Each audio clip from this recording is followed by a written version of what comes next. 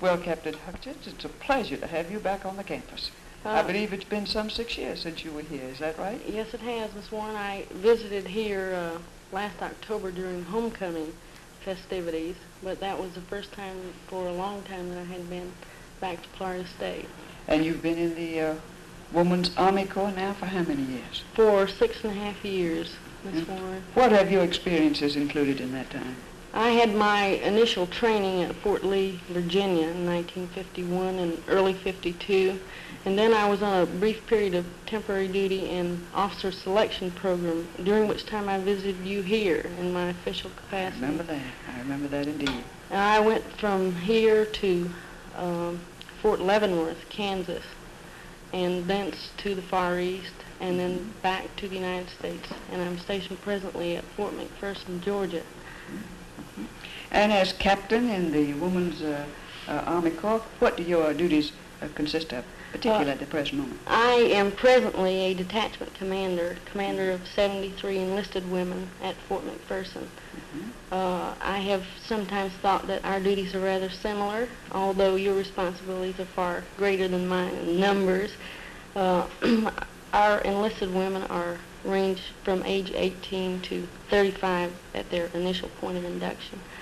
And I have counseling duties as well as training duties and providing billeting and food and clothing for the members of my unit.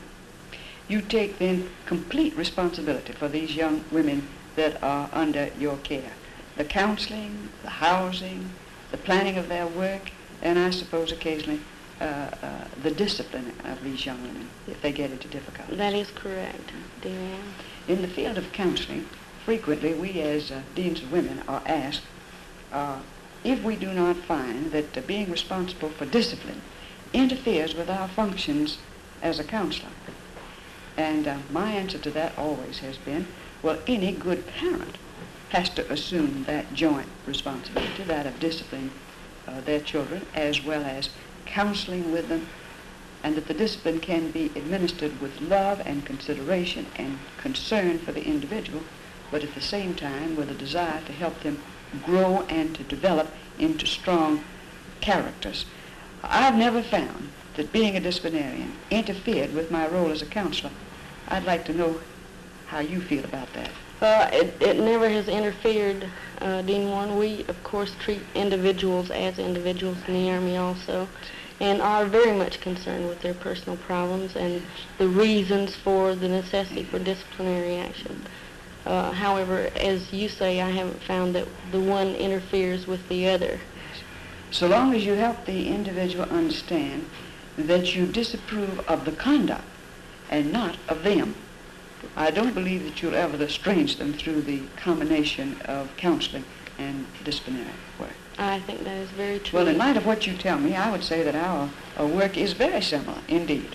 Only whereas you are dealing with, you say 73 students? Right. And we now have at Florida State University, as you know, 3,200 women students. I've been interested in the proportion of women students to men students. It seems not at all as it was when I was here in 1950. Well, I should say not. 1947 was when we became a coeducation institution, wasn't that? Yes. That right? And of course, for many years, the men students greatly outnumbered the men students.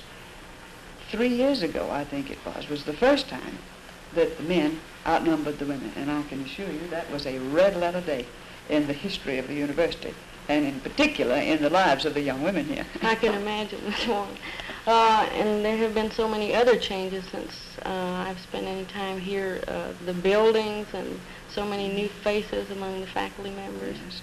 The faculty has grown. We now have a faculty of about 650 people, professors, very high in their fields, drawn from all over the United States. As you know, we now have 11 schools in the university, and these are rapidly growing, developing into professional schools of the very first class. Have you met our new president, Dr. Strozier? I saw Dr. Strozier from afar during the homecoming activities, but I have not yet met him, Dean Warren. I understand that he is very fine and... Everyone is delighted with him. We feel that he's an educator of top quality and a man also of top quality, and therefore we believe that under his leadership, as under Dr. Campbell's in the past, that we'll go forward to a very fine future here at the university. I've heard that from every quarter. That's a lovely uniform you have on. Is that the usual uniform for the Women's Army Corps? Is an optional uniform, Dean Warren. It is a modification of the original design Hattie Carnegie designed for us in 1950 or thereabouts.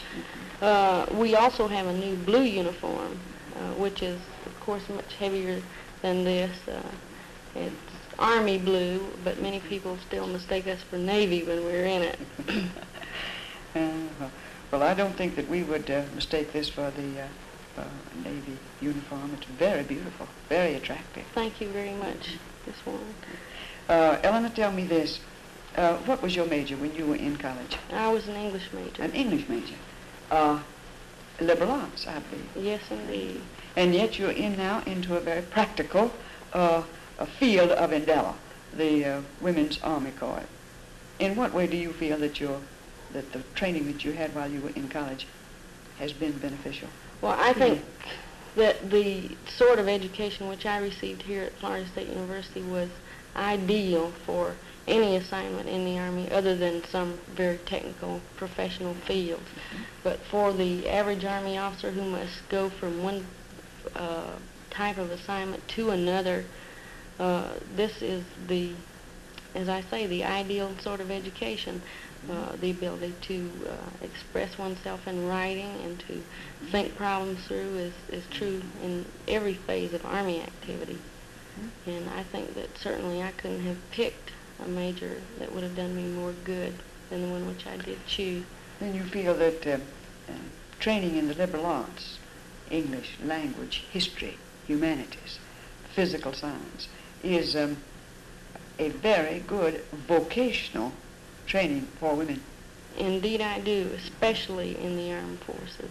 Because of the fact that through this liberalized training, one is helped to learn to think, to use their mental faculties to great capacities, to adjust to new situations, that this liberalizing education is a very fine factor in adjusting to new situations as one leaves college. I certainly feel that very strongly. Well, I'm sure that will be that's of great interest to other young women who are at the present time going through college. Preparing for a life's work is very important to women today, as you know, because so many more women are working now than were working, say, even 15 or 20 years ago. According to the Women's Bureau in Washington, about a third of our working force today is made up of women, and this is growing all the time. Therefore, every young woman must take into consideration as she's going through college the planning for a vocation, because the chances are very good that for many years in her life she will be working outside of the home. The comments that you've just made, I think, would be very helpful to all young women to hear. Do not concentrate, as you have said, just on a vocational specialty, but to do your foundation in the liberal arts. Well, I certainly agree with that, and of course there are a number of us who have an opportunity later to go on to graduate studies in certain specialized fields.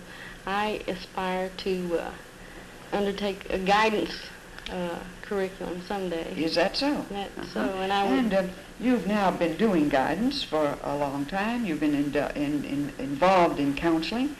Again, what field, what background would you think would be the very best for a first-class counselor? The liberal arts field. And for the same reason. It broadens the understanding. It gives one information about so many areas of knowledge, which is very important in the counseling of individuals, is it not? It is indeed. You can't counsel them very well if you don't understand those things in which they are interested. Yes, Dean Warren, we have what we call the summer college program for juniors. Women who are interested or think they might be interested in a career in the Army are selected or apply, and incidentally the program this year will be held in July and August, and women must apply prior to 15 June for selection for the class this fall. If selected, the woman is sworn into the WAC Reserve and called active duty for a period of 4 weeks, which she spends at the WAC Center, Fort McPherson, learning general military subjects. And at the end of this period of time, she receives $122 for her efforts. She is kept, of course, very busy during a 5-day week, but I think from what I have seen of the women who went last year, every one of them enjoyed it and certainly looked healthy and well when they completed it. And we expect that a good number of those women will be interested in becoming commissioned in the WAC. And what does this cost a woman? Does it cost her anything for this training? She has virtually no expenses, Dean Warren. She is provided with uniforms and quarters, a place to stay. There are free recreation facilities available to her. Of course, she has the PX facilities, post-exchange, where she may purchase personal items and snack bars and places like that to spend incidental money, but there are virtually no expenses which she will be involved in. Well, it's really a very pleasant way to spend the summer at no expense to the individual, isn't it? And great profit to the individual. Should be considered to be profitable in more ways than monetarily, and however, there are great demands made on the individual's time, and I think that everyone should understand that before undertaking it. Well, Captain Hutchins, it's been a real pleasure to have you back on the campus and to learn something about your work in the Women's Army Corps.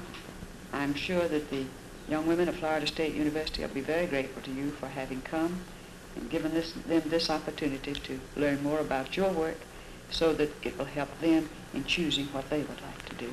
Well, Miss Warren, I in turn am very grateful for the time which you've given me, and I have certainly enjoyed seeing you again and talking to you.